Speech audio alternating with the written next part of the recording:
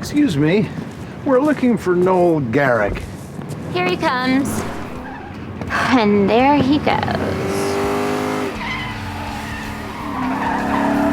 I'm Steve Homan, and you are? Bored to tears. Tell me, why is it that men your age feel the need to compensate for an increasingly flaccid penis? It's only natural. So is cholera. I'm his daughter. Well, aren't you being a good sport? You shouldn't go out there.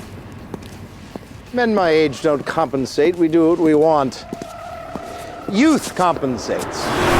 With disrespect and poor taste. Mister, you gotta move. Let's say he's doing about 100. The stopping distance will be around 600 feet. A flaccid old man could never think that fast. Perhaps your father has a bit more pep in his step than you think. You trying to get yourself killed? What the? Scoot over, Noel. I'm driving.